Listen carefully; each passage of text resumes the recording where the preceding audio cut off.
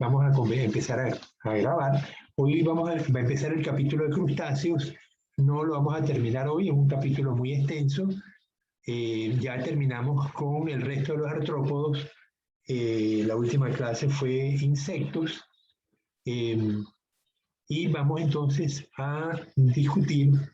Primero voy a compartir las imágenes.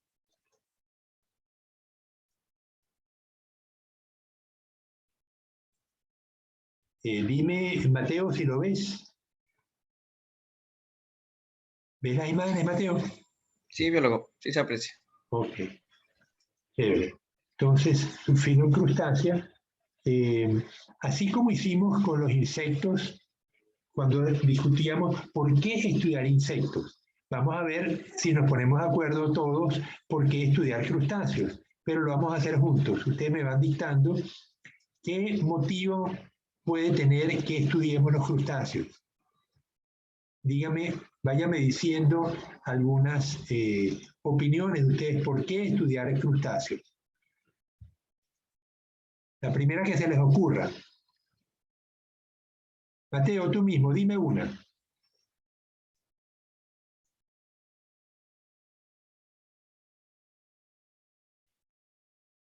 A ver, Victoria, cuando vas a Playita Mía, ¿qué crustáceos ves? El cangrejo. Cangrejos, ajá. ¿Qué más? ¿Qué otros crustáceos ves ahí en Playita Mía?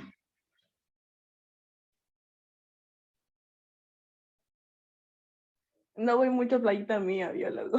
Bueno, pero cuando vas a una pescadería en el mercado central, en la calle 12 o en los esteros, o cuando vas a Supermaxi o al comisariato, hay crustáceos en fundas. Los langostinos. Langostinos, correcto. Camarones. Camarón.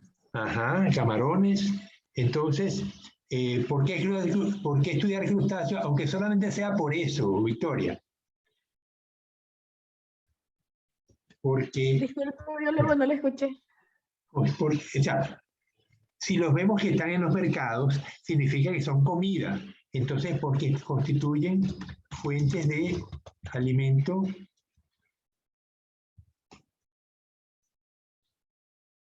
Ya. Entonces, esto es una razón poderosa para estudiar los crustáceos. Todo lo que signifique fuentes de alimento, pues es necesario que lo estudiemos para poderlo o cultivar o pescar. Lo que pasa es que, si lo que se pesca no se siembra, tenemos que aprender a preservarlo. Entonces, un estudio de los crustáceos también nos permitiría saber cómo se reproducen. Entonces, constituyen fuente de alimento y se pueden cultivar o pescar. Bien. Otra razón para estudiar los crustáceos. Porque pueden ser indicadores de contaminación. Son indicadores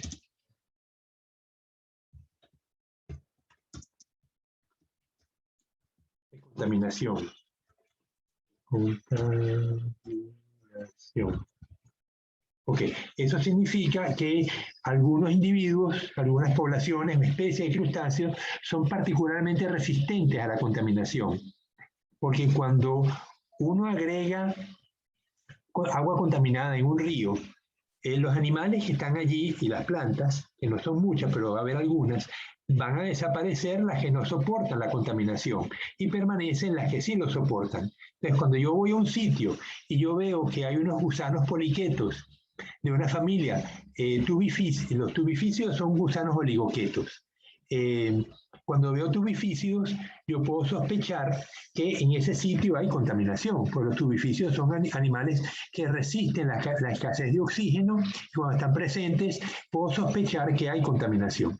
Igualmente pudiera usar con algunos crustáceos o con algunas algas. Eso se llaman especies indicadoras. Su presencia indica que hay problemas, así como otras especies que son muy poco resistentes y enseguida desaparecen. Cuando yo las veo presentes significa que hay buena agua. que la contaminación en ese sitio debe ser muy pequeña para que esa especie que es tan susceptible esté presente. Entonces, vamos por los dos vías, ¿no? Una porque son indicadoras de contaminación y otras porque son indicadoras de falta de contaminación. Sea como sea, el estudio de los crustáceos pues nos es útil para esto. Otra razón.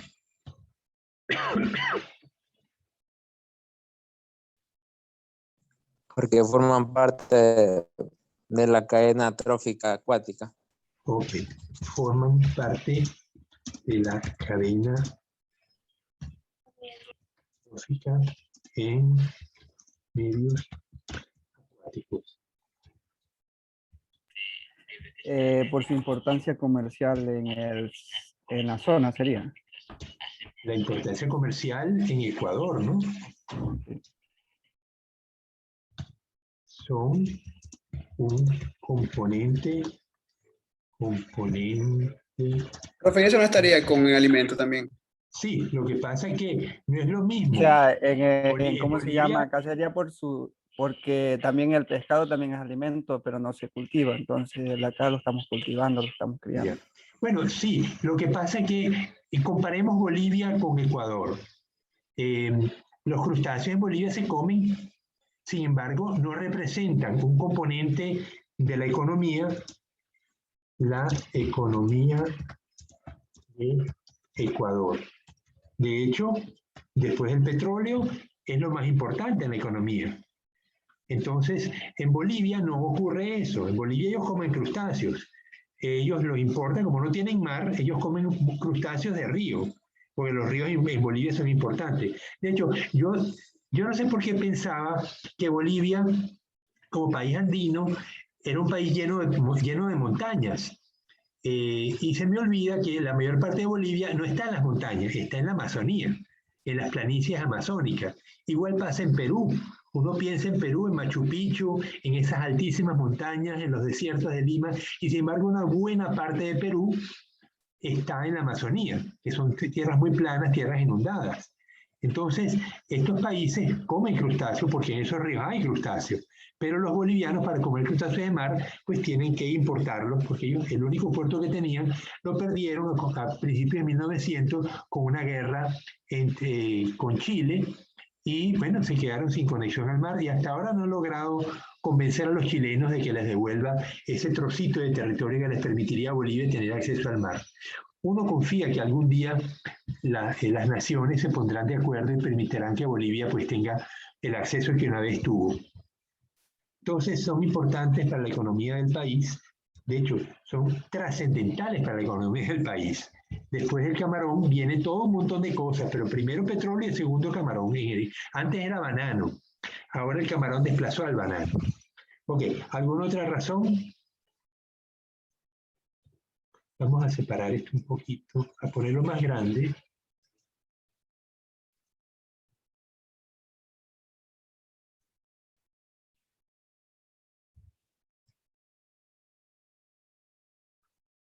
Ok.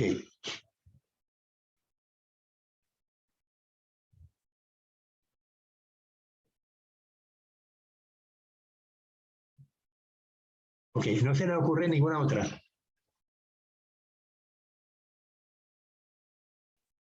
Bien, los crustáceos pueden causar mucho daño. Ellos se pegan a las embarcaciones, a las piedras, a los postes, a los muelles y los cubren con organismos que fijan carbonato de calcio y le dan una rugosidad a las paredes. Si es un poste, pues no es mucho problema, pero si es un barco, sí. Cuando los crustáceos cubren los cascos de los barcos se vuelven muy resistentes al flujo del agua y aumenta mucho el consumo de combustible. Entonces, perturban las superficies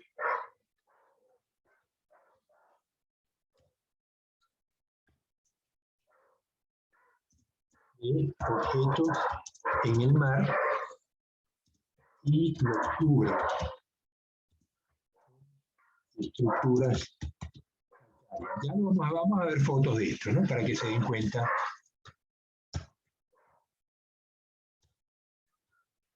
Calcáreas. Esto es uno de los problemas. El otro son unos parásitos importantes. Algunas formas, la mayoría son de vida libre, la mayoría de hecho son depredadores, algunos son filtradores, filtran algas, filtran materia orgánica, filtran bacterias, como los copépodos, pero muchos son, una buena cantidad de ellos simplemente son depredadores. Y algunas formas son parásitas. Biólogos, los que filtran se usan más en camaroneras, ¿verdad? En criaderos, así. Sí, solo que los que filtran son una etapa inicial del desarrollo larvario del camarón. Por ejemplo, el nauplio no filtra, el nauplio no come, ni siquiera tiene boca. La zoea sí, la zoea filtra microalgas. Y por eso las 3 estadios de zoea hay que alimentarlos con microalgas. Pero ya a partir del cuarto estadio, que es el de misis, son 3 estadios de misis, ya empiezan a capturar animalitos y se convierten en carnívoros. Siguen comiendo microalgas, pero ellos ya empiezan a convertirse en carnívoros. Entonces, algunas formas son parásitas y causan mucho daño a los cultivos de peces. Oye, mucho daño a los peces y a los cultivos de peces. Ya vamos a ver una foto bien. Ok. A ver si se me pasó alguna.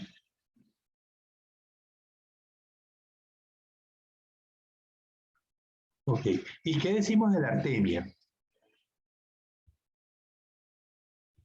¿Saben lo que es la artemia? Lo que se usa en los laboratorios para alimentar larvas de peces, larvas de crustáceos, larvas de moluscos. La artemia es un camaroncito que produce un quiste. Ese quiste puede durar muchos años en una lata, ¿no? Y sobrevive. Para hacer que salga el nauplio, uno coloca los quistes en agua de mar, le coloca un aireador, una lámpara cercana, una fuente de calor, y a las 24 horas tenemos los nauplios nadando que pueden servir de alimento para una cantidad de organismos. Entonces son fuente de alimento.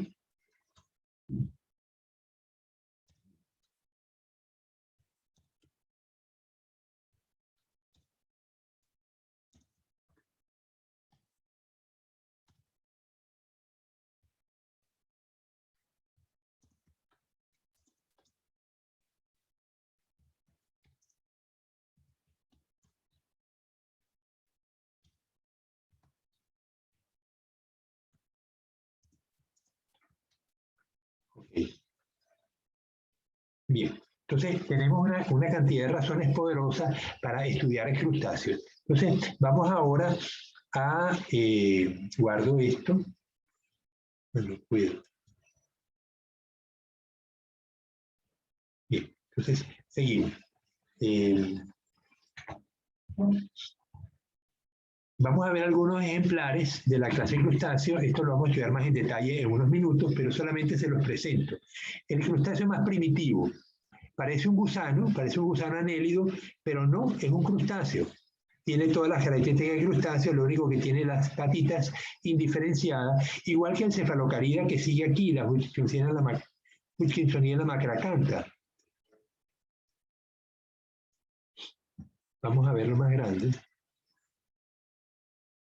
Ok, entonces vemos que las patitas de estos organismos están muy poco diferenciadas, pero del resto tienen muchas características que lo identifican con los crustáceos. Este animal que ven arriba, lo vamos a estudiar en unos minutos, se descubrió apenas en 1980 en unas islas en el Caribe, en el Mar Caribe. Aquí vemos unos animalitos muy pequeños, ellos son los branquiópodas. Branquio significa de branquia y poda de pie, o sea que usan los pies como si fueran branquias. Ellos no tienen branquias, sino que intercambian en los gases a través de la cutícula y de las extremidades. Vemos los notostraca aquí a la derecha. Los trips son animalitos que viven en agua dulce y son efímeros. Ellos duran unos días y enseguida desaparecen, ¿no? Aquí vemos la dafnia. Igual que los copepos, juegan un papel fundamental en los ecosistemas porque ellos son los herbívoros de los ecosistemas marinos. Los copepos y los cladóceros son los consumidores de algas, y a su vez ellos permiten el flujo de materia orgánica hacia los niveles superiores de los depredadores. Abajo vemos la Artemia salina, que la vamos a ver en detalle en unos minutos. Aquí vemos los copépodos. Los copépodos, desde el punto de vista ecológico, son fundamentales. De hecho, son de los organismos más importantes en los ecosistemas marinos, porque son los herbívoros. A partir de ellos se ingieren energía, ellos ingieren materia orgánica en suspensión, algas y bacterias. Se reproducen muy rápidamente y pues son consumidos por una enormidad de otros organismos, ¿no? Y son entonces la base de la energía, el flujo de energía hacia los niveles tróficos superiores, incluyendo pues los tiburones. Aunque los tiburones no comen copepos, pero comen otros organismos que sí comen copepos. Sin embargo, los copepos son parásitos. Vean el ojo de este pez, del cual se desprende, el pez se vuelve ciego, ¿no? Cuando el copepo lo invade, y vemos ven el copepo de arriba, que tiene unos saquitos con huevos. El copepo de abajo también tiene los mismos saquitos. ¿Ven? 2 saquitos arriba, 2 saquitos abajo. Y a la derecha, otro copepo parásito parasitando las branquias de un pez, y los 2 saquitos de nuevo llenos de huevos, ¿no? Entonces, estos animalitos pues constituyen problemas muy severos en los cultivos de peces, sobre todo en los cultivos de salmones. Cuando uno cultiva salmones en jaulas, la proximidad de un pez con el otro hace que se transfieran los parásitos, y los copepos pues están a sus anchas, ¿no? Estos copepos, algunos pues chupan sangre, otros comen el mucílago que tienen los peces, y cuando el copepo se lo come, pues el pez se expone a hongos y bacterias que lo pueden invadir.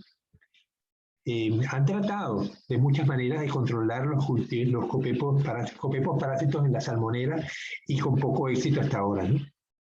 A la derecha vemos un ostrácodo. Si lo viéramos con las patitas dentro de su concha, parecería una almeja. Sin embargo, cuando uno la observa, ve que tiene ojos y ve que tiene patitas. Y las almejas no tienen ni ojos ni patitas. Tienen ocelos, las almejas tienen ocelos. Este tiene unos ojitos que no se deforman imágenes, ¿no? Puede que sean ocelos solamente. Aquí vemos los cirripedios. Estos organismos pues pueden ser sésiles, como el que estamos viendo aquí a la derecha, o pedunculados, como el que vemos aquí abajo. El percebe es el que vemos aquí abajo.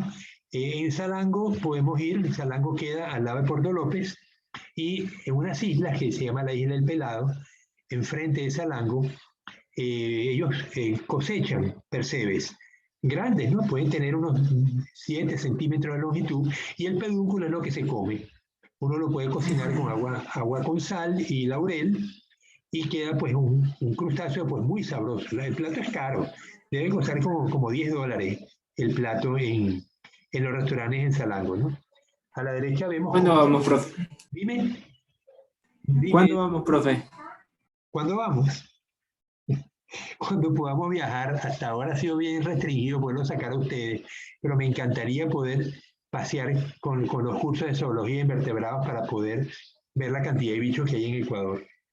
Vemos abajo a la derecha cómo se alimenta el animal. Él saca las patitas y filtra el material, el zooplancton y el material particulado, orgánico particulado, que está suspendido en el agua. Pero vean que estos animales forman estos volcancitos de carbonato de calcio, y causa muchos problemas. Vemos aquí a la derecha una boya, como está cubierta completamente de cirripedios. Y a la derecha vemos el casco de un barco también fuertemente cubierto de badanos, y esta persona pues se dispone pues a hacer las labores de limpieza. Ustedes han visto que los barcos enfrente del Parque de la Madre, en la playa, durante las épocas de luna 9, luna llena, que hay alta marea y baja marea, pues los barcos los paran allí. Cuando baja la marea, pues queda expuesto el barco y lo limpian. Luego sube la marea, lo voltean del otro lado y también limpian. O sea, tienen unas 4 horas para trabajar.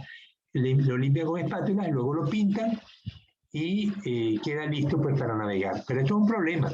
Esto es que los los cirripedios se pegan de esta manera tan intensa, causa muchos problemas. En los cultivos de ostras que tenemos aquí en Ecuador, en algunas zonas también se pegan muchos cirripedios y eso constituye un problema serio porque no podemos vender las ostras cubiertas de cirripedios. Tenemos que limpiarlas y eso es un trabajón realmente, ¿no? El cultivo de ostras que había en Puerto Cayo, perdón, lo quitaron. Los pescadores no le dedicaban suficiente tiempo a mantener las ostras limpias y cuando las iban a cosechar estaban como a la boya, completamente cubiertas de cirripedios y había que ponerse ostra por ostra con un cuchillo a quitar los cirripedios, porque si no el cirripedio se muere, la ostra queda viva, porque la ostra cierra las valvas y queda con agua dentro. Entonces ya basta con que abra las valvas un poquito para que entre aire y ella respira y permanece viva. Pero el cirripedio, si no tiene agua, se muere y huele muy mal. Entonces, ellos no podían vender las ostras de esta manera, tenían que limpiarlas con un cuchillo para que los restaurantes se las aceptaran, y eso era un trabajo tremendo, ¿no? Bueno, vamos a seguir. Aquí vamos a ver los malacostraca, que son los que más conocen ustedes, los cangrejos, los camarones, los ermitaños, pues están divididos en varias subclases, y son individuos pues bien grandes, ¿no? Como este cangrejo araña. ¿Han visto la película esa de Pesca Mortal en Discovery Channel? Angie Mesa, ¿la has visto? Esas no son centollas. Eso es una centolla, Profe, sí. la que pescan centollas. Sí, las que pescan centollas en Alaska. Pero Las hay- piñas hay también. yo he visto centollas en las piñas. En las piñas, claro. Cuando he ido a buscar con mis tesistas, íbamos a buscar peces para las tesis, también hemos visto que pescan centollas allí. Ellos los venden ahí en la calle, los mismos venden las centollas. Claro, no sé qué precio tienen, ¿no? Nunca he comido centollas. ¿Tampoco preguntaste? No he preguntado, solo he visto que ahí las venden. Ahí mismo. Oye, pero la próxima vez párate y pregunta, a ver cuánto cuesta la centolla. Ya. Pero biólogo dice que no siempre salen las centollas. Bueno, Sí. si está... Lo que pasa es que aquí tenemos una pesca poco dirigida. Seguramente hay que pescarla con carnadas especiales. Yo tenía, mis compañeros en California, tenía un amigo que trabajaba con langostas y otro que trabaja con cangrejos. Y ambos usaban la misma nasas de madera. Pero si tú colocabas un tipo de carnada en la nasa, caían cangrejos. Si colocabas otro tipo, caían langostas. Entonces, si uno quiere pescar centolla, seguramente va a tener que usar una carnada específica que atraiga la centolla. ¿Cuál? No sé. Puede ser que le atraigan carne de pez o carne de calamar o carne de caracol. Es cosa de probarlo. Sería interesante una tesis de ustedes ensayando este tipo de carnada orientada a mejorar la pesca de la centolla. No le falta mucho para empezar a hacer tesis, ¿no? Bueno, unos cuantos años. Bien, aquí hay una chica sosteniendo la centolla, vemos un estomatópodo, estos animales pues se comen y el camarón pues constituye pues un elemento importantísimo en la economía del Ecuador. Profe, Dime. a mí se me olvidó mencionar en las importancias de por qué estudiar a los crustáceos, pues también por las importancias médicas. En ejemplo, el cangrejo de herradura, si no estoy mal. Ajá. Un compuesto químico dentro de la sangre que ayuda a identificar componentes en las medicinas. Es correcto. El cangrejo de herradura, el Limulus polyphemus, es aunque no es un crustáceo, es un arácnido, ¿no? Es un quelicerado. Ay, sí, más o menos. Pero vale la pena, porque igual la sangre de los artrópodos tiene más o menos los mismos componentes. Lo que pasa es que el Limulus es un animal bastante grande, ¿no? Pero igual pudiéramos sacarle sangre a cangrejos grandes, ¿no?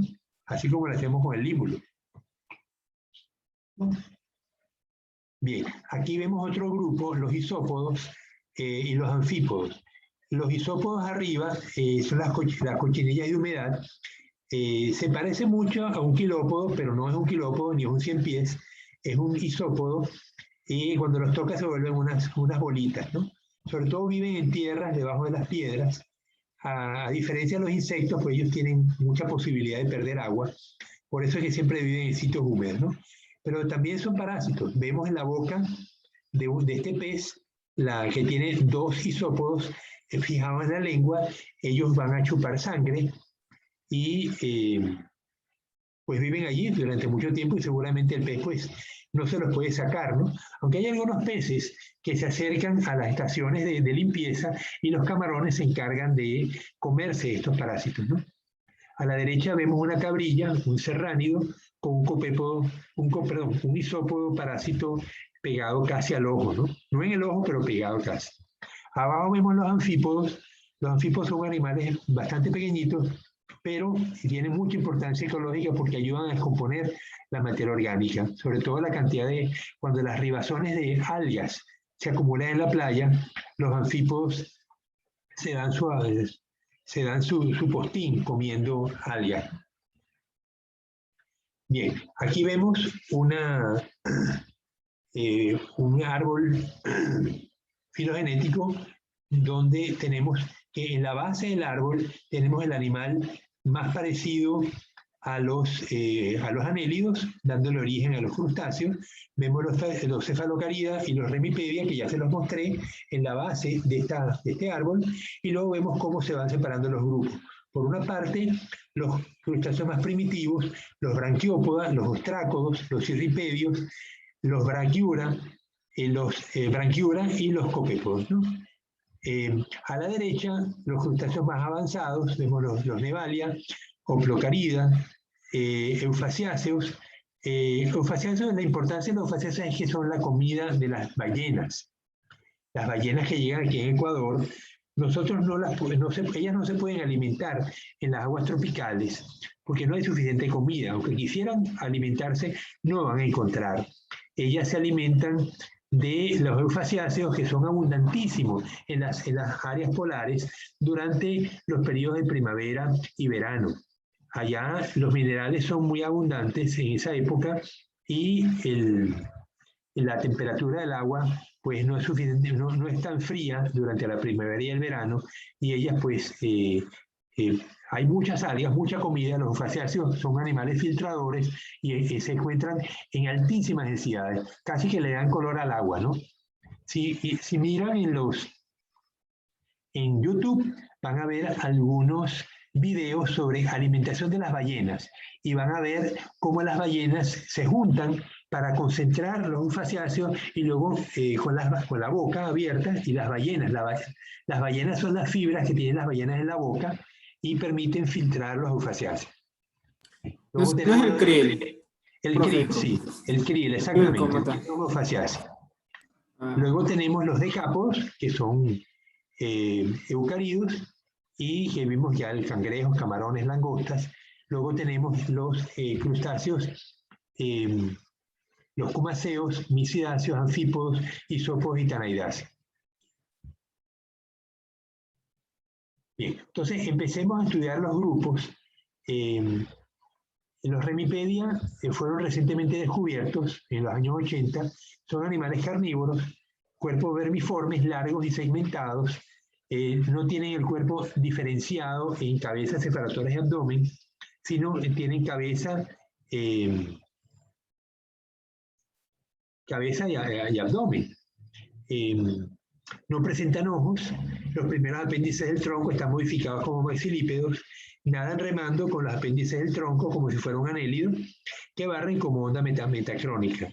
Son endémicos de cuevas marinas en el Caribe y son los más cercanos a un anélido en crustáceos. Son los crustáceos más primitivos que hay. Aquí vemos pues cómo es su cuerpo. Tiene la cabeza, el flagelo o las dos antenas. La mayoría de los crustáceos van a tener un par de antenas, a diferencia de los insectos que tenían una sola. Luego tenemos los pleurtergitos, el somito anal y las ramas caudales. Luego los cefalocaridas, bueno, ya los habíamos visto, y los notostraca. Bueno, estos animales, pues, bueno, estos son, ya conocemos los grupos, ¿no? Los grupos que vamos a estudiar, porque hay muchos otros grupos que no vamos a estudiar. El perro, por ejemplo, ese no lo vamos a estudiar, que tiene la chica abajo, me parece una oveja. En el cangrejo vemos que tiene un exoesqueleto, igual que todos los artrópodos, tiene un abdomen. El abdomen está reducido, en el caso del camarón es mucho más largo, mucho más grueso, y el abdomen del cangrejo está muy reducido. En este caso es un macho, vemos que tiene el abdomen en forma de T. Si fuera una hembra, tendría el abdomen cubierto, vemos los segmentos abdominales, ¿no? Lo llaman esternitos torácicos. Pero en una hembra estarían completamente cubiertos por el abdomen. En el macho apenas están cubiertos en un segmento, ¿no? Las patas tienen, pues, en este caso es un animal nadador que tiene 5 pares de pereyópodos. El primero transformado en quela, en pinza. Las otras son 3 patas caminadoras y una pata nadadora. En el caso de este cangrejo que es nadador. La mayoría de los cangrejos no van a tener patas nadadoras, sino que tienen una patita, la quinta pata es para caminar. Vemos el ojo pedunculado, el maxilípedo y el palpo. Aquí vemos una hembra a la izquierda, como ellos tienen pleópodos y pereyópodos. Los pleópodos son los que estamos viendo aquí, que son 5 pares, y igualmente tienen 5 pares de patas, que son los pereyópodos, los que están en el tórax. El macho, la hembra que estamos viendo tiene los pleópodos cubiertos con unos pelitos, y en estos pelitos ella va a depositar los huevos. En el caso de los cangrejos, los huevos son llevados hasta que eclosionan y salen las oeas, que son las etapas larvarias de los cangrejos marinos. En el caso de los cangrejos terrestres, ellos tienen el desarrollo completo. El huevito ya no tiene zoea, sino que el animal de una vez da un cangrejito. Cuando el cangrejo de río, el huevo eclosiona. La hembra igualmente los lleva consigo, ¿no? Aquí vemos a la derecha el macho con el pleón, con el abdomen desplegado, levantado con una pinza, y vemos el pene, que son los primeros pleópodos transformados en unos látigos, que son los que llevan los espermatóforos hasta el vientre de la hembra durante la reproducción.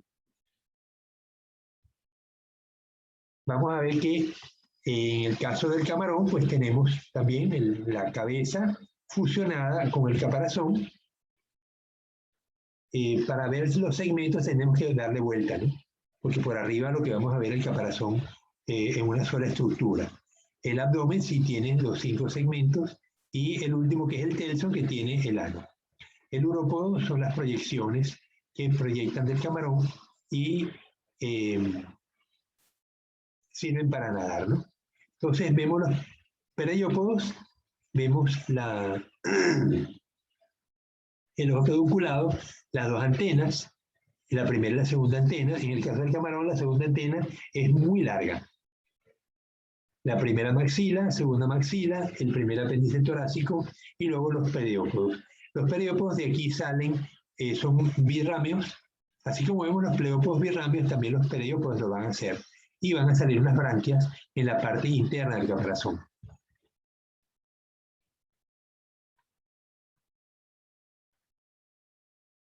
Ok, vemos la estructura de la pata. La coxa siempre es la base de la pata. Coxa, base, isquion, mero, carpo, propodio y dáctilo. Todos los apéndices de los crustáceos van a tener las mismas estructuras, ¿no? Hay un exopodito, un epipodito, y hay una branquia que aquí no la vemos. Aquí sí, aquí vemos la branquia, cómo la branquia se extiende a lo largo de la cámara branquial, que está recubierta por el caparazón, tanto en cangrejos como en camarones. Hay animales muy pequeños, como la artemia, que no tienen branquia porque no les hace falta. Ellos tienen el intercambio gaseoso a través de la pared corporal y a través de las patas. Entonces aquí vemos que la pared del cuerpo y la cámara branquial formada por la cubierta del caparazón. Luego vemos la pared lateral del caparazón, el espacio dentro del caparazón, el epipodito del primer maxilípedo, la pared interna del caparazón y la cámara branquial. ¿Por qué marcan el epipodito? Porque el epipodito permite la limpieza de la branquia. el animal está filtrando todo el tiempo y cuando vive en un ambiente con mucho fango, ese fango se tiende a pegar en la branquia y la obstruye. Entonces, él limpia la branquia con el epipodito.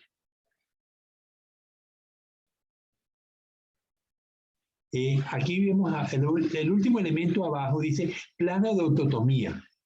Eso significa que cuando un crustáceo tú lo sostienes con la mano o con una pinza y el crustáceo se siente en peligro, él puede autotomizarse. Es decir, él va a liberar, así como las lagartijas se autotomizan y te dejan la cola en la mano y sale corriendo.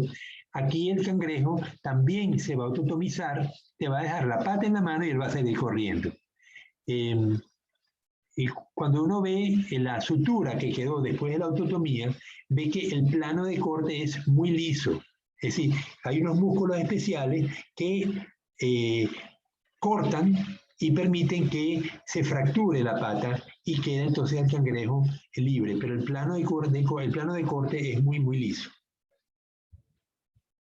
Bueno, aquí vemos cómo circula el agua en la cámara branquial. En el caso de los camarones, camarón de río y camarón de mar, va a fluir desde la parte inferior hacia la parte superior, luego da la vuelta y sale por el frente.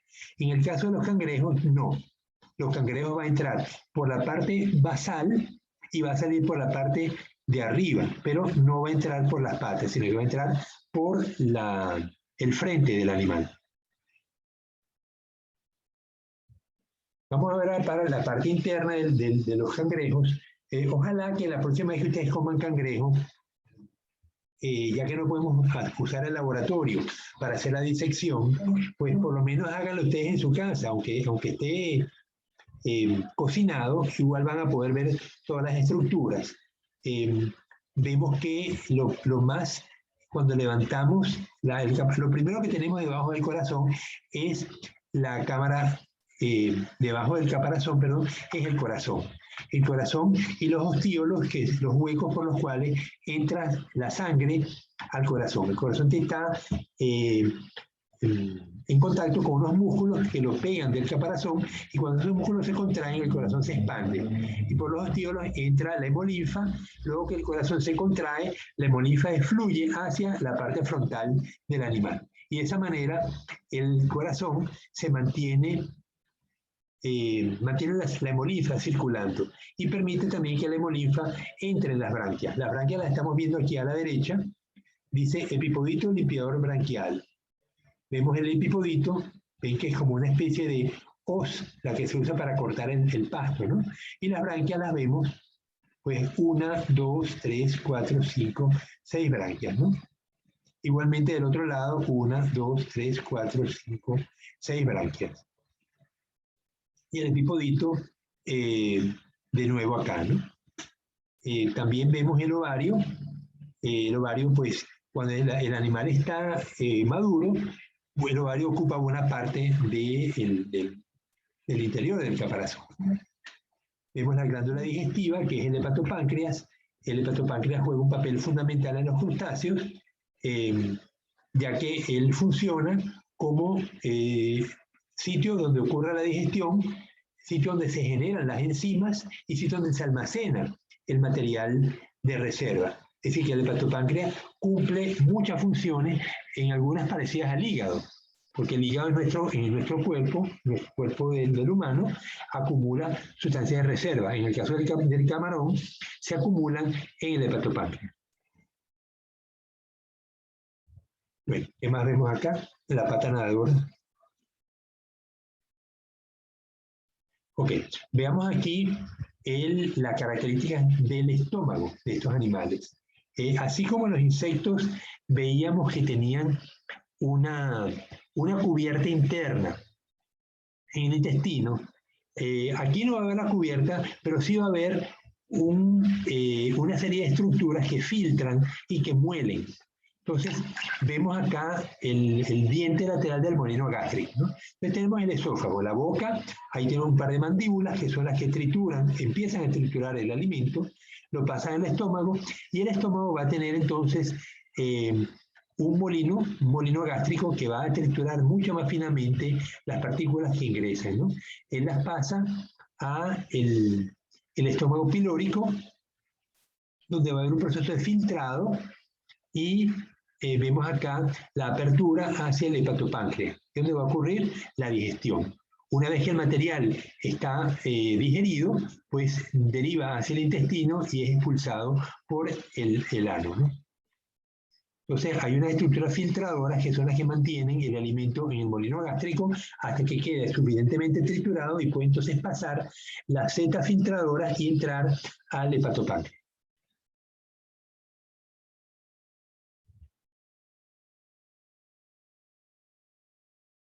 Esto tiene que ver con el elemento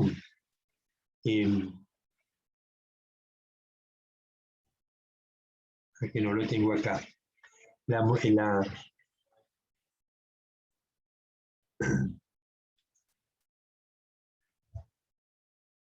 Hay unas estructuras en el frente del cangrejo y del camarón que le permite filtrar en los materiales nitrogenados.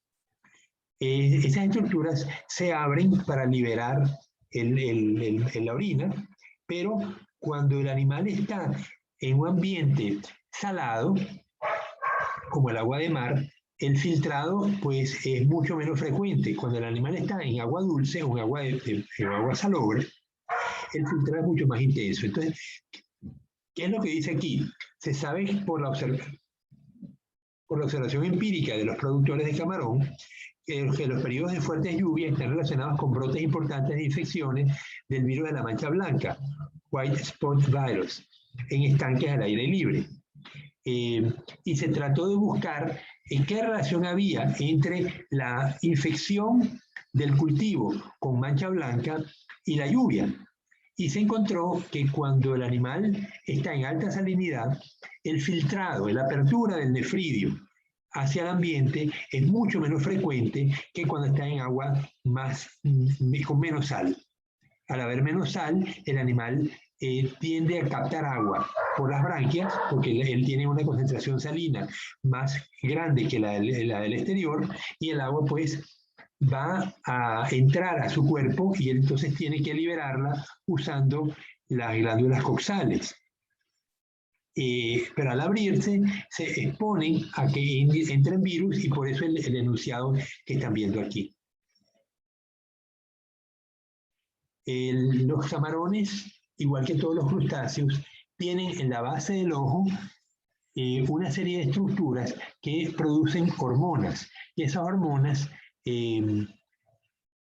son las que mantienen un control de los procesos fisiológicos importantes como la muda, la maduración.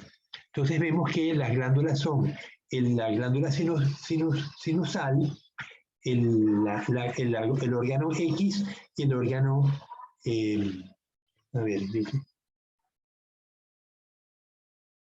médula terminalis, bueno, órgano X, punto de pigmento. Esto lo vamos a estudiar en detalle un poco más adelante, ¿no? Lo que quiero es que sepan que estas estructuras están en el pedúnculo ocular y una manera que encontraron los cultivadores de camarón que producen náucleos es que ellos pueden inducir la reproducción cuando le quitan un ojo al camarón. O sea, normalmente el camarón tendría sus dos ojos y en cierta época del año, bajo ciertas condiciones de temperatura o luminosidad, el camarón se dispara el proceso reproductivo y la gónada madura. Pero normalmente ese proceso está inhibido. Pero si yo le quito un ojo al camarón, le quito inhibidores y se dispara la reproducción. Por eso a mí me interesa tener todos los animales en reproducción, todos los que tengo en las instalaciones, sobre todo si son animales por encima de los 45 gramos y están en etapa de maduración, pues me interesa que todos estén reproduciéndose, ¿no? Entonces por eso le quitan un pedúnculo ocular y le dejan el otro, ¿no? Esa reducción del aporte de la hormona inhibitoria de la reproducción permite que se desencadene la reproducción. Y en cuestión de una semana los animales están madurando. Ellos para madurar les dan unas dietas también muy exquisitas, ¿no? les dan almejas, mejillones, calamares, aparte del alimento balanceado, ¿no?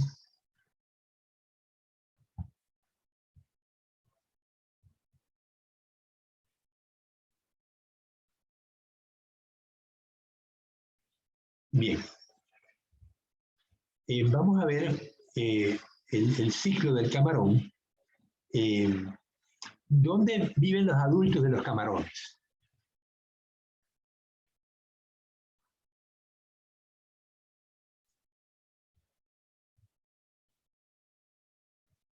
Voy a buscar un...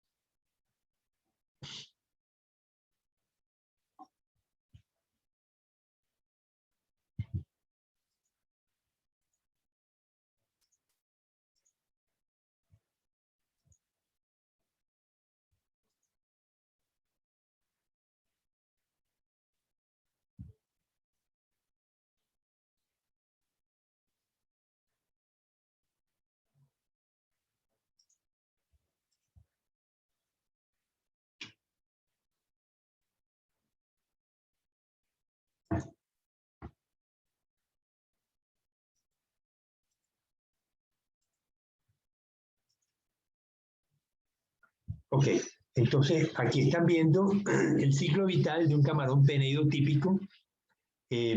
¿Dónde viven? A ver, Limber, ¿dónde viven los adultos de los camarones?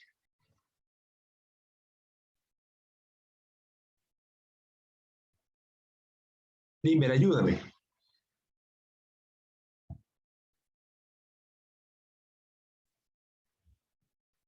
Mateo, Limber no quiere abrir el micrófono.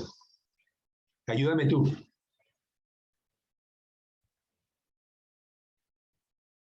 Bueno, los varones no me quieren ayudar. A ver, Melanie. Melanie Quijije. No.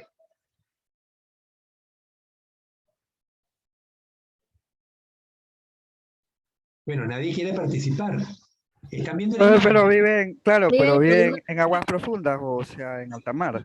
En alta mar, en aguas Sí, profundas. en aguas Correcto. profundas. Ok, allí se reproducen, vemos los machos y las hembras. El macho copula con la hembra deposita los huevos en el agua, los huevos se van a la superficie y en unas horas va a salir el náupleo. Allí vemos los náupleos, cómo están en el plancton, pasa de náupleo a zoea, de zoea a misis, de misis a poslarva, y ellos responden a los ciclos de marea. La poslarva normalmente cuando hay la alta marea, ella está nadando arriba, cuando hay baja marea, ella se hunde. De esa manera logra trasladarse hacia la costa con las corrientes. Vemos que el animal penetra. Algunas especies, como el camarón blanco, Peneus banamei y el Peneus stylirostris, penetran dentro de los estuarios. Aquí vemos en A, que es un estuario. Ahora, ¿qué ventaja adaptativa tiene el hecho de penetrar en un estuario? ¿Qué opinas, Angie? Angie Mesa.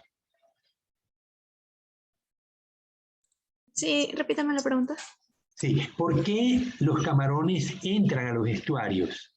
¿Qué ventaja le encuentran? ¿Por qué no se quedan en el mar todo el tiempo? ¿Qué ventaja hay en el estuario? Supongo por la alimentación, o sea, porque estamos protegidos. Hay más protección, correcto, hay mucha más comida, y eso entonces le da ventajas para crecer rápidamente. Y un elemento más, Angie. El hecho de que la salinidad cambie y él sea capaz de resistirlo, muchas especies no soportan cambios de salinidad. Entonces va a ser una zona donde va a haber menos depredadores. Pero no solamente hay mucha protección, hay mucha comida, hay pocos depredadores. Entonces es un ambiente ideal para que una larva se desarrolle y alcance la etapa juvenil, y luego como juvenil ellos abandonan el estuario y se van a las zonas profundas donde va a ocurrir la madurez sexual. Entonces este es el ciclo del camarón que ocurre... Profe. Dime.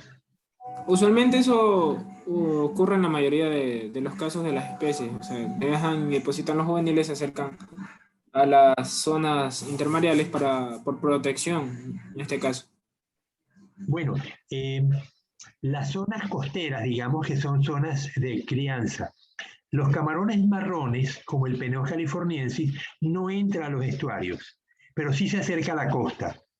Es decir, la poslarva permanece en las costas ecuatorianas, el camarón blanco entra a los estuarios y se beneficia de esta situación, de lo que mencionaba Angie, abundante comida, abundante refugio, pero la poslarva del camarón californiensis no entra, sino que permanece en la costa donde también hay comida y también hay refugio. Y luego todos abandonan la costa y se van a las áreas profundas donde va a ocurrir la madurez sexual. Entonces, vamos a ver... bueno, aquí un ejemplo de esto debe ser en Argentina, ¿no? La migración del Pleuticus mülleri es un camarón importante, pero bueno, esto no es lo que nos interesa a nosotros. Lo que nos interesa es, vuelvo otra vez con las imágenes. Entonces, aquí vemos que ya se ve el limber. Es que el limber no quiere abrir el micrófono. Se Sí, observa, de profe. biólogo. Ya, ok.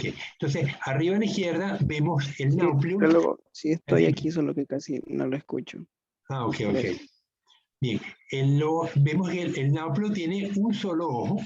Todos los nauplios tienen un solo ojo. Los copepos también tienen un solo ojo. De hecho, este nauplio parece un copepo. Vemos la primera antena, la segunda antena y las mandíbulas. El nauplio no se alimenta porque no tiene boca. Él va creciendo, va a haber 5 estadios nucleares, todos se van a alimentar con el vitelo que le dio la madre cuando formó el huevo. Luego, aquí vemos un B, es nauplio tardío, pues es un nauplio 5, empiezan a aparecer los apéndices son más pronunciados, vemos la primera antena y la segunda antena, vemos la mandíbula, lo que será la mandíbula en un futuro, ¿no? Porque ahí simplemente es un apéndice nadador más, ¿no? Y luego vemos el segundo maxilípero, cómo empiezan a aparecer los apéndices en lo que sería el futuro abdomen del camaroncito, ¿no? Luego a la derecha vemos la zoea. La zoea no tiene patitas en el abdomen, tiene periópodos, perdón. Esta zoea más parece una poslarva. Se las voy a mostrar en unas imágenes que tengo. Porque la suegra tampoco tiene uropo. Sí tiene. Bueno, O sea, sí tiene, ya pero lo vas a ver. parece en pelusas. Ya vas a ver, ya van a ver la zoea. Un segundito. Que lo tengo en la tesis. La tesis de una de las tesistas que estaba ayudando.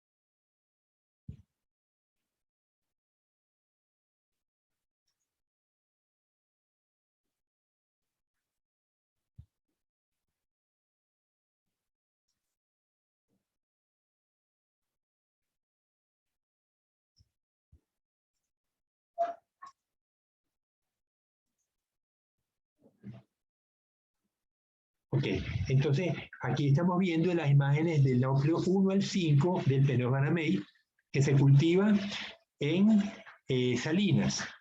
En salinas tenemos agua muy pura y es donde están instalados la gran mayoría de los laboratorios productores de náuplios del Ecuador. Aquí vemos el núcleo 5 que recién sale del huevo. Tiene pues, es pequeño en tamaño, el núcleo va a ir aumentando su longitud y van a empezar a aparecer los apéndices en lo que será el futuro abdomen, ¿no?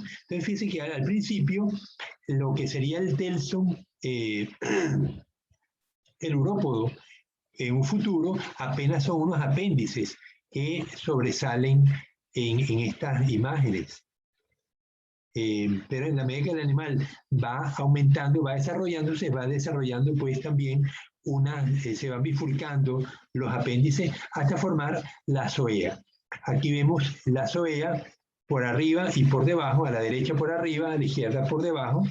Esta es la zoea 1 a la izquierda, la zoea 2 a la derecha. Vemos que tiene pues ya tiene un telson, un abdomen más definido. Los urópodos los vemos ya bien formados.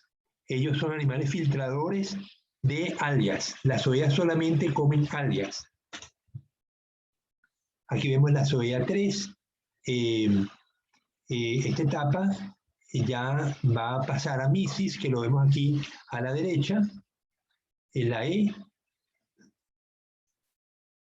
La misis no tiene... ya se parece mucho más a un camaroncito, pero no tiene todavía patas. Los pleópodos no aparecen todavía en el abdomen. Y finalmente la poslarva, que ya se parece a un camaroncito, tiene pues todos sus periópodos y sus pleópodos completos. Entonces estos son los estadios larvales del Peneus banamey.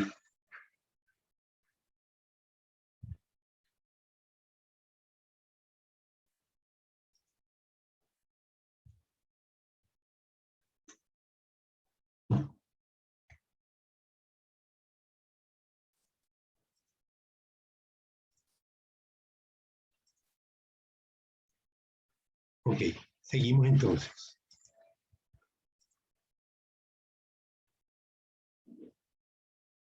Aquí vamos a ver lo que son el desarrollo, las etapas larvales de los cangrejos. Los cangrejos tienen estas zoeas. Cuando sale el huevo, el cangrejo no tiene etapa nuclear, ni zoea, no tiene etapa nuclear. De una vez salen las zoeas, vemos que las zoeas tienen estas proyecciones tan curiosas, y luego de zoea 1, 2, 3, 4, de zoea 4 sale la megalopa. No tiene etapa de misis. Vemos que la megalopa parece un cangrejito, pero el abdomen lo tiene como si fuera un camarón. Luego, una vez que la megalopa se fija en el fondo, ya el abdomen se va, con las siguientes mudas, el abdomen se va a plegar debajo del cuerpo. A la derecha vemos la larva filosoma de una langosta. Esta larva filosoma tiene la particularidad de que puede durar 6 meses en el plancton. Es el animal que tiene el desarrollo planctónico más largo. A mí me parecía que esto hacía difícil que se pudieran cultivar langostas por ese desarrollo larvario tan prolongado. Sin embargo, vi que en Florida sí las cultivan, ¿no? Y abajo a la derecha, en la G, ven una larva zoea de un cangrejo que vive como comensal de las almejas. Es una familia de cangrejos muy particular que tiene estas proyecciones tan largas. Son rectas, ¿no? Fíjate que, bueno, aquí arriba también son rectas. Bien, vamos ahora a dedicar unos minutos a la artemia. La artemia es un animal que vive en agua extremadamente salada. Sus defensas radican en su capacidad de mantener las condiciones osmóticas de su sangre a nivel del mar, aún estando en ambientes donde el exterior es sumamente concentrado. Puede tener la salinidad, varias veces la salinidad del mar, y el animal pues está tan tranquilo. En los ambientes donde ella vive no suele haber depredadores. Si uno coloca una artemia en un acuario con algunos peces, vamos a ver que la artemia en segundos va a desaparecer. Son animales muy indefensos y los depredadores enseguida los eliminan.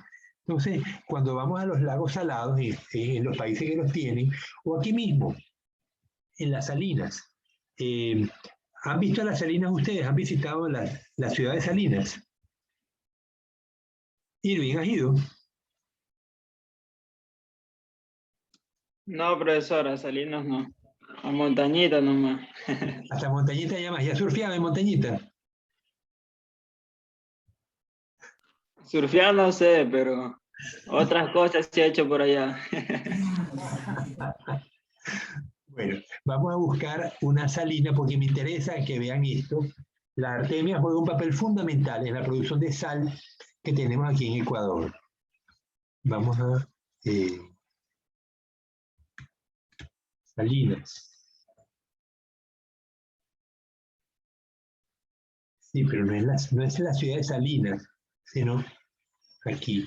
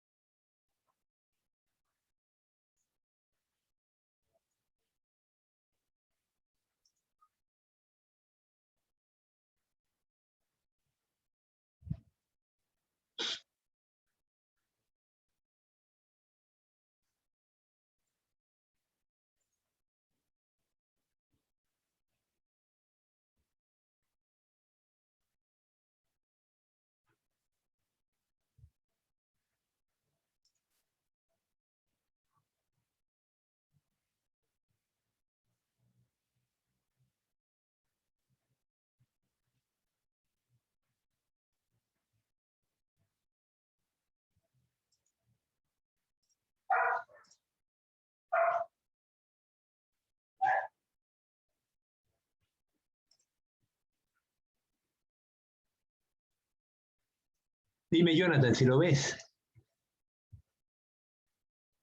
Sí, ahora sí. Ok. Están viendo unas salinas. Las salinas ven que tienen unas lagunas con un color más clarito y otras salinas con un color violeta. Son muy bonitas. Cuando este color violeta se le da una cianobacteria que tiene ese color de una liela salina. Y uno la puede cultivar para extracción de carotenos, por ese color tan particular, ¿no? Entonces, cuando tenemos el agua de mar, la introducimos dentro de la salina. Las lagunas se llenan con agua de mar, pero esa agua de mar tiene la sal que tiene el mar, tiene 34 gramos de sal por litro. Pero yo necesito que esa sal se concentre para formarme esto. Yo necesito que se forme sal, pero sal en grandes cantidades para que un tractor me la pueda recoger. Pero con tan poquita sal, pues yo no puedo yo no puedo tener estas costras de sal que están viendo en las imágenes, ¿no? Entonces, ¿qué es lo que se hace? Yo tengo una serie de lagunas.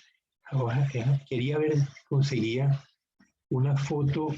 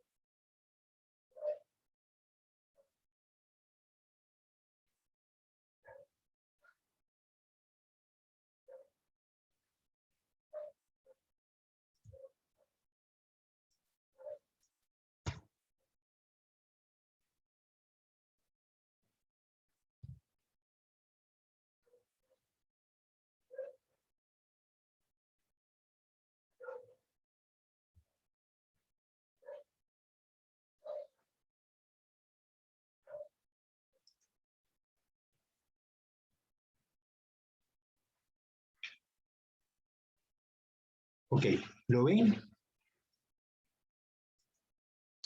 Sí, sí se visualiza. Ya, quiero ampliarla más. Entonces, la producción de sal no es solamente un problema de... broma, ahora no me la muestra.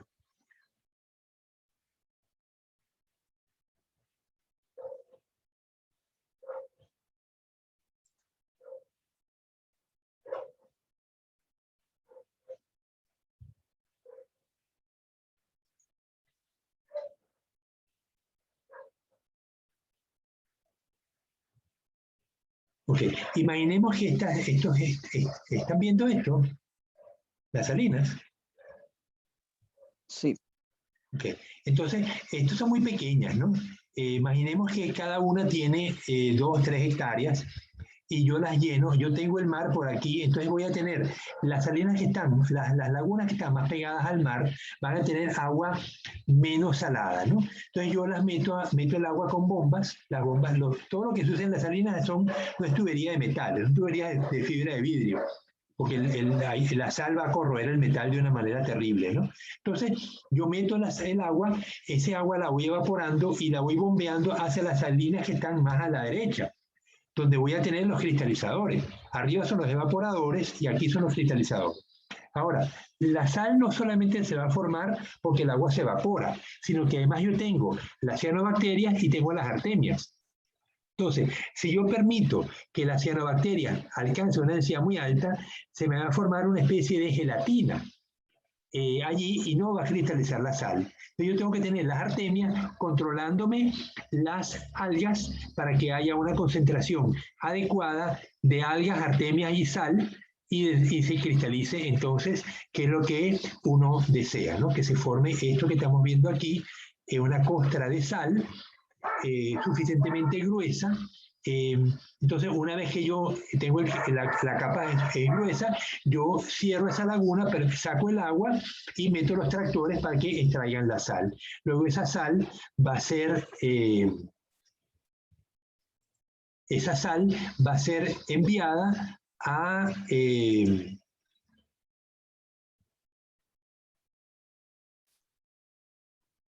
una planta purificadora donde la van a disolver, le van a quitar las impurezas y la van a volver a recristalizar. Están viendo acá entonces los cristalizadores y cómo la extracción de sal pues se hace en esas montañitas. Las montañitas se ven muy blancas, ¿no? Normalmente las que yo he visto no son tan blanquitas, son más bien marrones. y entonces esa sal debe ir a la planta purificadora. Ahora, la sal que nos venden no es solamente el cloruro de sodio, sino que le agregan cloruro de potasio cuando es una sal para consumo humano. En los años 40, en los años 50, perdón, la Organización Mundial de la Salud exigió a todos los países agregar yoduro de potasio a la sal, como una manera de contrarrestar el bocio exoftálmico. El bocio es una enfermedad que surge cuando las personas están en ambientes donde hay muy poco yodo. Entonces la tiroides crece de una manera exagerada y el cuello de la persona se le pone muy grande. Eso se controló. Ustedes no han visto, somos demasiado jóvenes y no habrán visto ninguna persona con bocio, con un cuello gigantesco. Bueno, puede que lo hayan visto, pero por otras razones, pero no por bocio, porque desde los años 50 se coloca el yoduro de potasio en la sal para contrarrestar esta enfermedad. Bueno, suficiente de salinas, pero creo una oportunidad de explicar cómo se produce la sal en todos los países y cuál es el papel de los crustáceos en esta industria, que también faltó agregar, Elian, faltó agregar esto, ¿no? El papel de la artemia en la producción de sal de los países donde se produce, ¿no?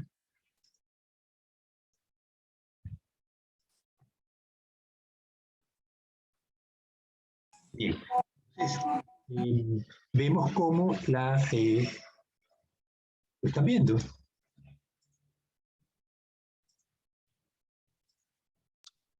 Sí, ya. Ok, ahora sí lo están viendo de vuelta, ¿verdad? Volvemos otra vez a la artemia.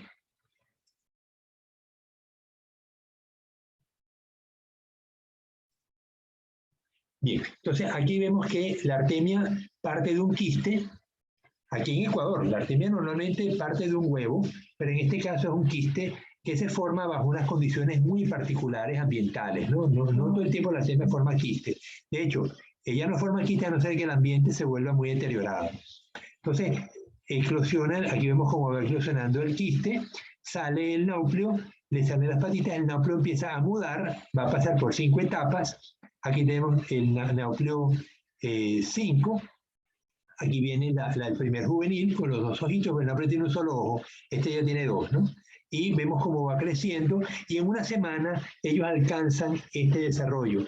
En la facultad hemos colocado los núcleos, los quistes a eclosionar, a las 24 horas sale el núcleo y a la semana tenemos adultos reproduciéndose. Son animales sumamente rápidos en su desarrollo. Abajo a la derecha vemos un macho. El macho tiene la segunda antena transformada en garras que le permite sostener a la hembra durante la cópula. La primera antena sí la tienen tanto las hembras. Bueno, la hembra va a tener 2 antenas similares, el macho va a tener una antena modificada.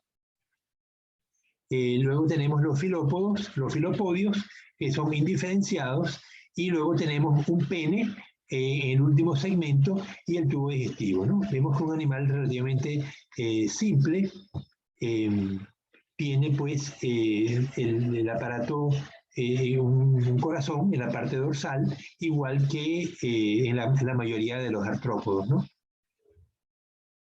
Entonces, todos los branquiópodos tienen apéndice en forma de hoja. Aquí lo vemos, endito, endopodito, epipodito, exopodito. Entonces, los apéndices participan en el intercambio gaseoso, en la alimentación, que es suspensívora, y en la locomoción. Los animales son filtradores. Las primeras antenas en la maxila son vestigiales. Aquí vimos que la primera antena es muy pequeña, ¿no? Por eso significa vestigial. Carece de caparazón y tiene 20 segmentos o más. Los ojos son compuestos, pedunculados, y su talla no supera 1 centímetro. Normalmente nadan boca abajo, pero pueden hacerlo boca arriba, en particular si se las ilumina desde abajo. La cletobiosis es una característica de la artemia, pues los quistes pueden durar 10 años o más y siguen siendo viables. Viven casi exclusivamente en agua dulce y en ambientes extremos, ya sea porque son muy salados o porque son efímeros, como las charcas que deja la lluvia o la nieve al derretirse. No suelen encontrarse en ambientes donde hay peces. Si hay peces, enseguida desaparecen las artemias. Aquí vemos un macho y una hembra. Vemos cómo la La primera antena es vestigial, en la segunda antena vemos cómo se transforma, vemos aquí a la derecha el macho, y aquí vemos una hembra con huevos. La alimentación es filtradora gracias a la corriente que se forma entre los apéndices. Las setas laterales de los apéndices capturan el alimento, se pega de muco que transporta hacia las maxilas, que lo introducen en la boca. No hay selección de partículas por tamaño. Aquí a la derecha vemos el nauplio y los distintos estadios de la artemia. Nauplio recién eclosionado, B, nauplio estadio tardío. El adulto forma la figura 55, ¿no? Vemos como la segunda antena está muchísimo más desarrollada que la primera. El corazón es tubular en la parte central del tórax con muchos ostíolos. La hemolinfa con hemoglobina, cuya presencia varía según la concentración de oxígeno en el medio. Aumenta en las charcas con bajo nivel de oxígeno. Cada epipodito se llama branquia, pero el intercambio gaseoso se hace en todo el apéndice y en el tegumento del cuerpo entero. Los órganos excretores son glándulas maxilares. La capacidad reguladora es asombrosa. Viven en aguas de 3 gramos de sal por litro hasta 350 gramos de sal por litro, con poca variación de la concentración iónica de la hemolinfa. Esto lo logran si yo estoy en una concentración prácticamente el agua saldría, deshidrataría a la artemia. Sin embargo, ellos consumen ATP y son básicamente pues, muy impermeables a la salida de agua. Puede producir orina hiperosmótica, es decir, que cuando orina, produce una orina sumamente concentrada para retener el agua que tiene dentro. Aquí vemos un macho sosteniendo a la hembra y en cópula, ¿no? La partenogénesis es común en Branquiópoda. Los machos son ocasionales y en algunas especies nunca se han visto. El gonoporo está localizado hacia la mitad del cuerpo. Bueno, ya lo habíamos visto. El macho tiene el pene en la mitad del cuerpo. El gonoporo está localizado en la mitad del cuerpo. Durante la cópula, el macho sujeta a la hembra con las segundas antenas, que están modificadas, dobla el abdomen e introduce el par de apéndices copuladores en el único gonoporo de la hembra y transfiere el espermatozoide. Si el macho da la vuelta con la colita y le coloca el pene aquí en la mitad del cuerpo donde está el gonoporo de la hembra. Los huevos empiezan su desarrollo embrionario en un saco bajo el cuerpo de la hembra. Estamos viendo el saquito aquí y caen al fondo donde eclosionan como náucleos. Aquí vemos el ciclo normal. Veamos las primeras poblaciones partenogenéticas, que es más sencillo. El náupleo se desarrolla en metanáupleo juvenil y adulto. La hembra no produce machos. Los machos no están presentes durante una buena parte de la vida de la artemia, sino que produce huevos partenogenéticos. Los huevos se producen, son diploides, no hace falta que estén fecundados. Ese huevo partenogenético produce un náupleo y así va a permanecer durante muchos meses. Pero cuando el alimento escasea o, por ejemplo, la temperatura baja mucho, en el caso de los lagos de California, donde yo vivía, entonces la hembra empieza a producir huevos haploides que van a desencadenarse en machos. El macho va a producir quistes, los huevos que surgen de la fecundación se transforman en quistes y van a flotar y eventualmente van a caer en la orilla. La población va a desaparecer y solamente va a permanecer los quistes que entran en diapausa. Y allí puede estar años. Las latas que nos venden o las fundas que nos venden con huevos con quistes de artemia, pues han estado cosechadas durante años y van a permanecer así durante años, ¿no? Entonces, basta que uno coloque el quiste en unas condiciones adecuadas como agua de mar, aquí en Manta con 34 gramos de sal por litro, una fuente de iluminación para calentar el agua y aireación, y el quiste a las 24 horas va a desencadenar en un náupleo. En algunas empresas usan una sustancia para escarificar. Escarificar significa romper la concha. En el caso de semillas, una semilla de durazno, por ejemplo, que es muy dura, para que la planta de durazno forme una raíz, es mejor romper la semilla de durazno con una sierra, de tal manera que yo coloco la semilla rota en un vasito con tierra y agua y la semilla pues va a germinar. Mientras que si yo doy la planta de durazno en un vasito con tierra y humedad, va a permanecer semanas hasta que esa testa tan dura del durazno se rompa. Igualmente pasa con las artemias. La artemia de aquí de Ecuador no conozco cuánto tiempo tarda en eclosionar, pero la artemia que tenemos en Venezuela tiene una testa muy dura. Entonces, si yo coloco 100 quistes de artemia en un vasito con agua, le pongo un aireador, le pongo un foco de luz incandescente para que le dé calor, o coloco un termostato para que me caliente el agua, a las 24 horas voy a tener 5 huevos eclosionados. Mientras que si yo agarro un poquito de lejía, coloco, ¿cómo llama usted el cloro que usan para limpiar la ropa? Cloro, así mismo. Cloro. Okay. Cloro. Suponte que yo, bueno, pero no lo puedo usar concentrado también, no importa, podemos hacer apenas 5 segundos. Entonces yo agarro los quistes, lo coloco en un vasito, le echo cloro, lo dejo 5 segundos y enseguida los lavo. Esos 5 segundos de cloro me permiten que se destruya parte de la cubierta del quiste. Y de esa manera yo coloco los huevos de Venezuela de nuevo en un vasito con agua y a las 24 voy a tener 95 huevos eclosionados. Es decir, que la escarificación con cloro es muy efectiva. Aquí en los laboratorios de en los laboratorios se utiliza cloro con soda cáustica. Sí, se usan lejía, hidróxido de potasio, hidróxido de sodio. Eso es bueno, son productos peligrosos, ¿no? Porque nos pueden quemar. Pero sé que lo usan, pero no se nos puede pasar la mano, tiene que ser apenas 5 o 10 segundos. Si uno le deja mucho tiempo, pues el huevo se destruye y ya no se puede, no tenemos nada. ¿Eso o se sobrecalienta? También. Sí.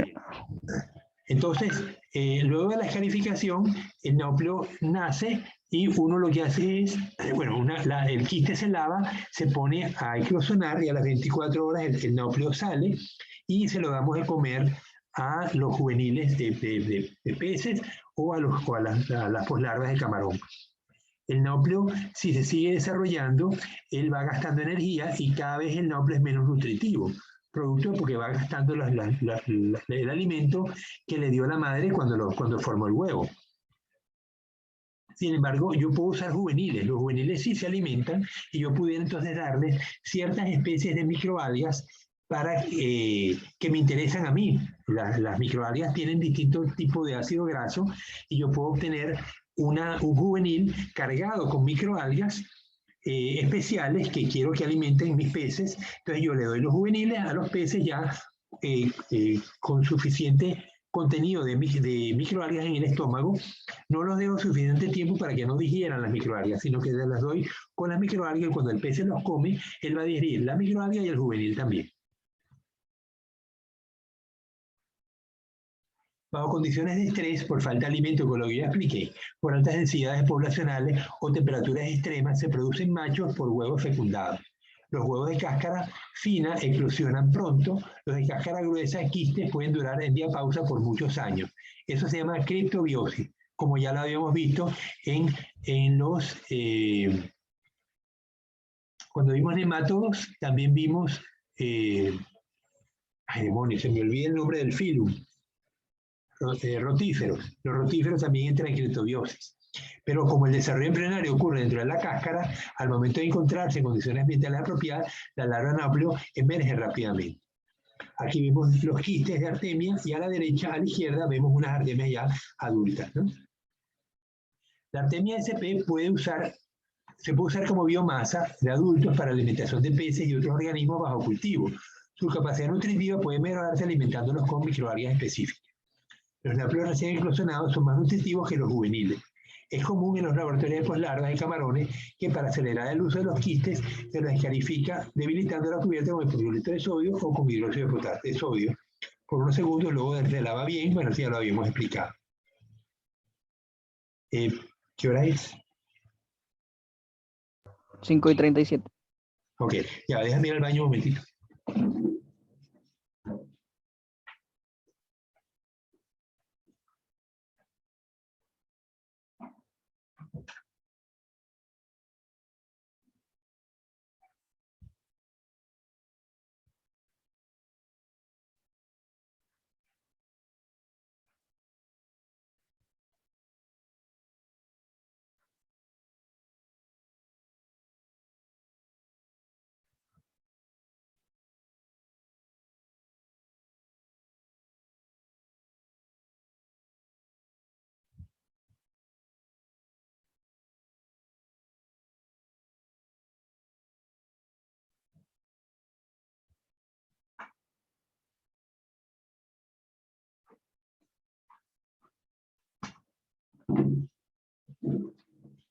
Ya, bueno, vamos a ver los copepos ahora.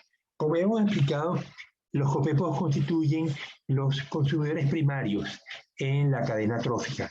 Las artemias también, pero las artemias están en unos lagos especiales, en unas condiciones muy especiales, como las salinas o los lagos salados en varios países, y ellos también son consumidores primarios y serían la base de la cadena trófica, porque ahí no vive más nadie, la artemia está sola. Si viviera alguien no habría artemias. En el caso de los copepos, no. Los copepos son muy abundantes, se reproducen muy rápidamente. Aquí vemos la morfología del copepo. Se conocen 8.500 especies, la mayoría marinas, algunas de aguas continentales, de lagos e inclusive de musgos o en plantas que acumulan agua en sus flores. Es decir, que los huevos de los copepos pues, pueden transportarse con insectos que vuelan o con el viento. Entonces, cuando caen en las flores y la flor tiene agua, pues eclosiona un copepo y allí va a conseguir comida. Si consigue comida un zancudo, no va a conseguir comida un copepo. Entonces, aquí vemos un ciclopoide. Vemos que tiene pues un solo ojo. Hay unos copepos que tienen dos ojos. Son de un grupo de copepos que solamente ellos tienen dos ojos. La mayoría de los copepos tienen uno solo. Entonces tiene la primera y segunda antena, tiene el cefalotórax y luego tiene pues el abdomen, corto abdomen, y luego tiene pues unos cirros al final, ¿no? Tiene hay músculos longitudinales que permiten que el animal se contraiga. Vemos el intestino, la boca, el ovario, el oviducto y los sacos de huevos.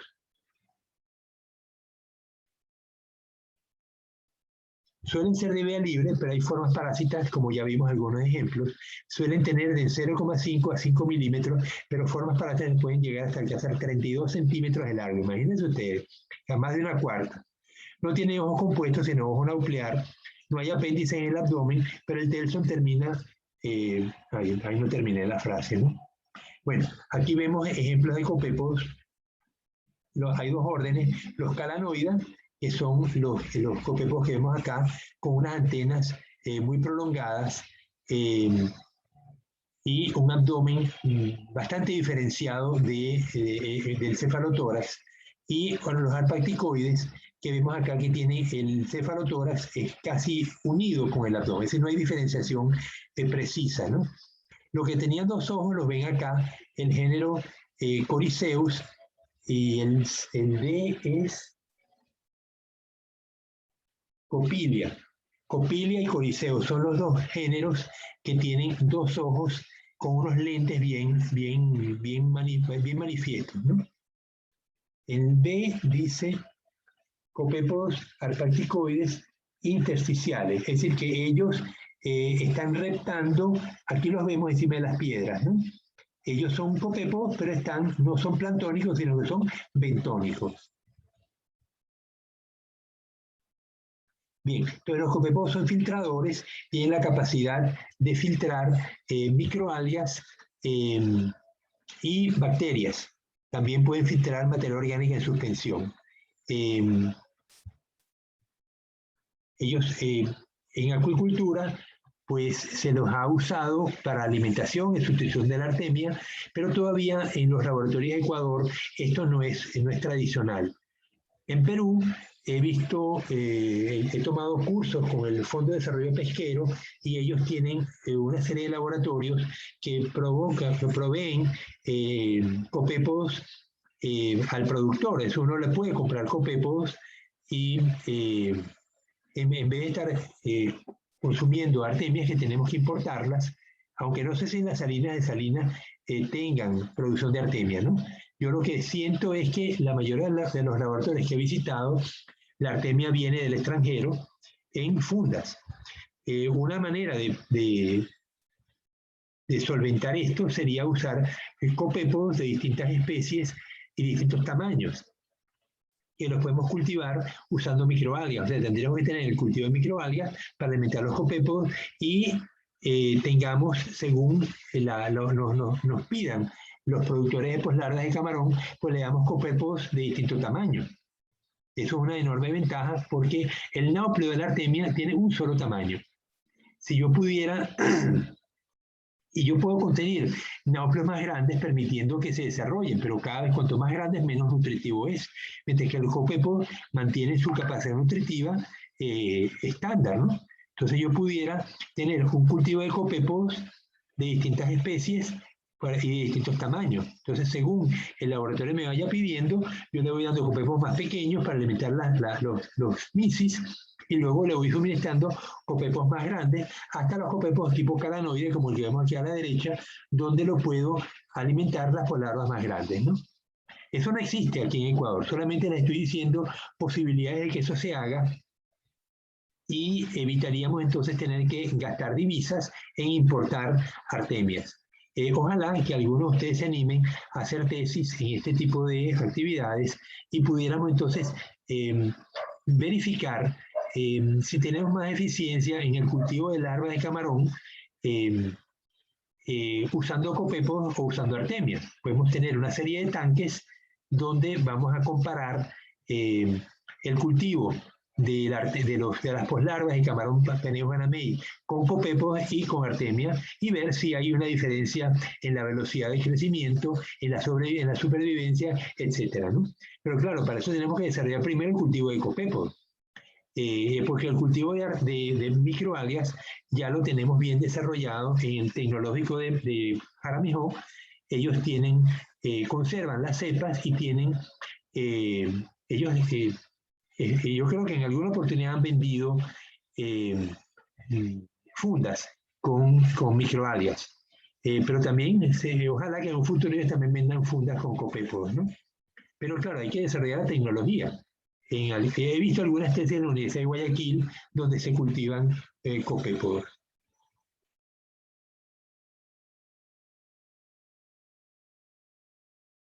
Bien, ¿alguna pregunta, alguna duda sobre estos animalitos? Hemos visto braquiópodos, hemos visto copépodos, pero ustedes están muy calladitos. Bueno. Profe, disculpe, ¿cómo se vería resultado se vería, o sea, afectado los copépogos en estado natural, a gran escala? Los copépogos son los organismos más abundantes en el mar, ¿eh? Okay. Son millones por metro cúbico, ¿no? Entonces, nosotros los podemos filtrar también. El problema es que cuando tú filtras con una red, el profesor Quijije tiene las redes en el laboratorio, esas redes se han conseguido con donaciones de los estudiantes, y tenemos también los medidores de flujo. Es decir, que podemos hacer estudios de plancton como de hecho los hemos hecho. Hay varias tesis que ya se han desarrollado en la facultad usando el material que tenemos para estudios de plancton. Pero si tú tomas el plancton, va a haber una mezcla de organismos. Lo que uno hace es que toma la muestra de plancton y no la preserva, sino que la mantiene con una temperatura relativamente baja hasta que llegas al laboratorio y la mantienes viva. Allí con una pipeta Pasteur y bajo una lupa, tú vas escogiendo los copépos que quieres. Y de esa manera preparas cultivos con coriceos. Los coriceos, por ejemplo, el animal que tiene los dos lentes, el segundo empezando por la derecha, son animales muy pequeñitos. Los calanos o la labiodocera son animales muy grandes. Entonces uno pudiera tener entonces cultivos de copepo preparados de esa manera. Vamos al mar, filtramos la muestra, nos la traemos al laboratorio con pipetas Pasteur, separamos los copepos y vamos preparando los cultivos en distintos vasitos. Y tenemos pues el cultivo de Artemis, de las algas, de las microalgas, con lo que le vamos a dar alimentar a los copepos. La tecnología es simple, pero hay que saber qué comen las distintas especies de copepos, porque no es que le vas a dar el mismo alimento a todo el mundo. Tienes que optimizar los procesos, ¿no?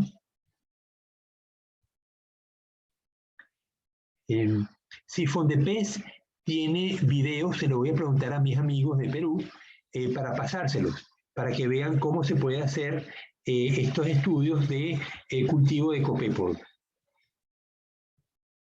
¿Algún otro comentario?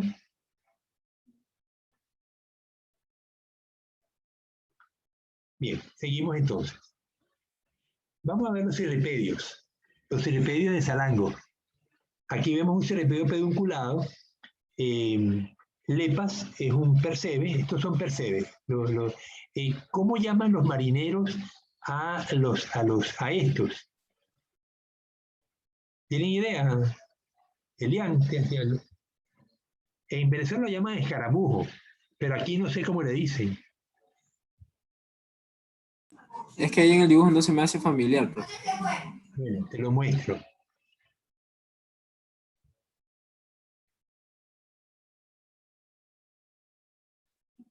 Aquí sí. El de arriba a la derecha.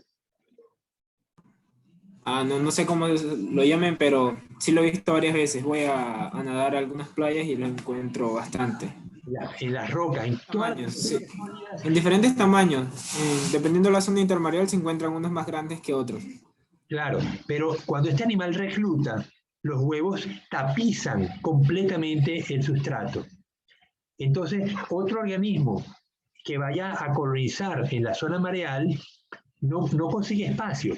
Entonces, hay una serie de caracoles y unas estrellas de mar, que se fijan en la piedra y comen cirripedios.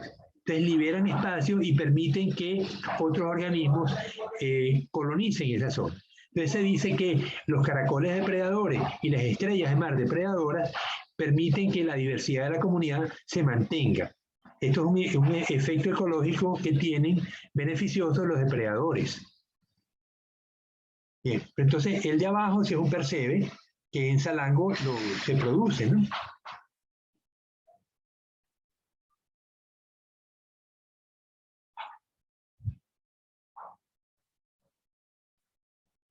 Bien, entonces aquí vemos el percebe, tiene un pedúnculo que ven que es bastante grande, el percebe en total puede tener a lo mejor 10 centímetros de longitud, ¿no?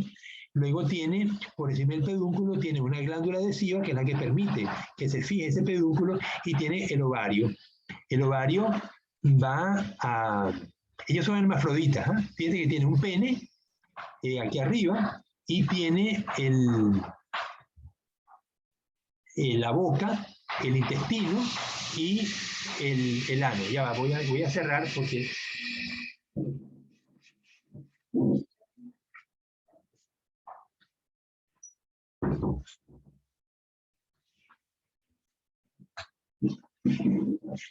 Ok, luego tiene los cirros que ven aquí y el músculo aductor, ese músculo es el que cierra las valvas. Si el percebe, ven aquí a la derecha como el percebe saca los tentáculos para alimentarse, pero eventualmente los mete y cierra la valva y eso le permite pues protegerse, que no se lo vayan a comer, ¿no? Entonces, vemos que igual tiene un corazón lateral. El ano está dentro de la misma estructura, pero así como lo vemos en las almejas, la boca está por un lado y el ano está en el lado opuesto.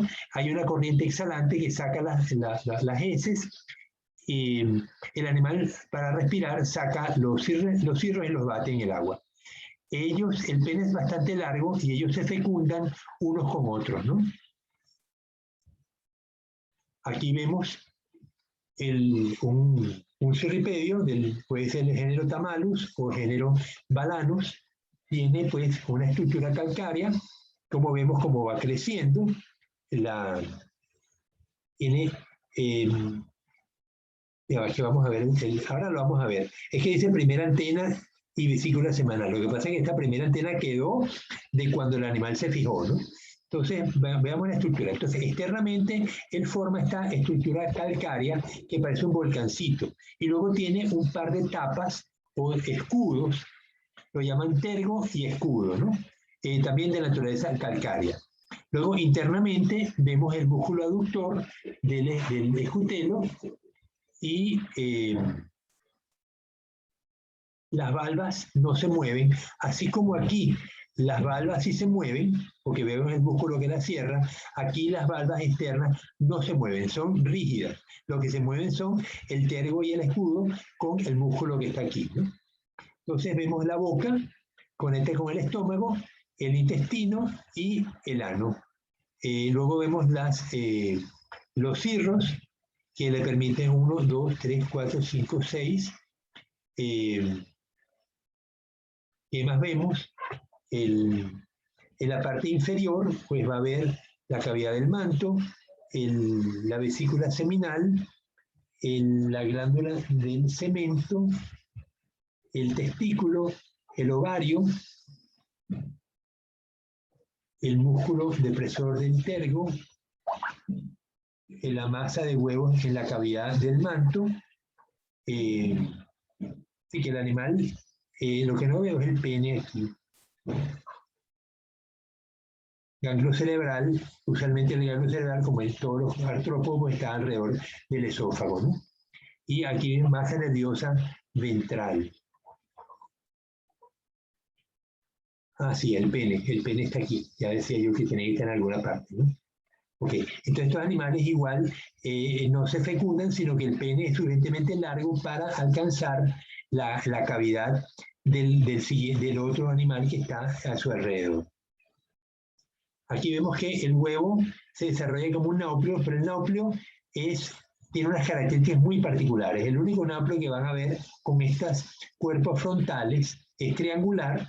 Vemos un ojo nuclear, la primera y segunda antena, la segunda antena, la glándula antenal, el caparazón, la mandíbula y el tubo digestivo. Pero el nauplio, igual que los demás nauplios, pues no se alimenta, ¿no? Este tubo digestivo pues se desarrollará eventualmente cuando el animal se fija. Aquí vemos el cipris, que es la larva. Una vez que él se desarrolla dentro del plancton y alcanza el nivel de cipris, él se va a fijar. Se puede fijar en las piedras para formar el adulto o el juvenil, o si es un parásito, se penetra dentro de los cangrejos y se esparce su cuerpo dentro del cangrejo y llega a dominar todo el cuerpo del cangrejo. Eso lo vamos a ver en la próxima clase. Bien, vamos a terminar de ver la morfología del cipris. Pues vemos que tiene un intestino medio, tiene el esófago, tiene los apéndices torácicos, la segunda maxila, el cerebro alrededor de la boca, el ojo nuclear, la primera antena, vemos aquí el intestino medio, la cavidad del manto posterior y el tubo digestivo terminal. Bien, ok, entonces con eso pues terminamos la clase de hoy.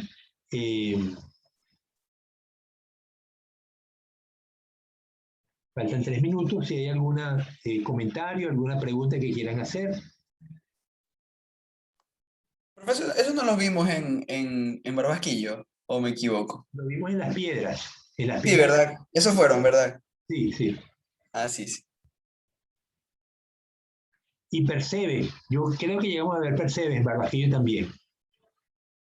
Sí, creo que sí, sí lo nombró. Pero los percebes yo más los he visto en las balsas de cultivo de cobias, porque he visto pocos percebes en la costa. En la costa hay muchos cirripedios, pero de tipo sésil.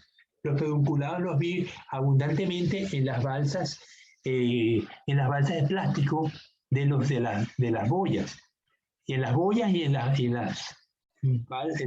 jaulas flotantes. Y yo le preguntaba a los marinos que trabajaban en la empresa que cultivaba las cobias, que si los conocían, me decían que no, que ellos los veían allí, pero no sabían qué eran, ¿no? Sin embargo, la gente de Salango, pues sí, allá son bastante grandes y los cultivan, ¿no? Los cultivan no, se pueden cultivar si lo quisieran. Los extraen de las piedras y los venden en el restaurante, creo que se llama Los Dos Delfines, creo que se llama el restaurante. Y sí es bueno eso. Son muy sabrosos, sí. No, ¿En serio? es caro, Michael. Un cevichito.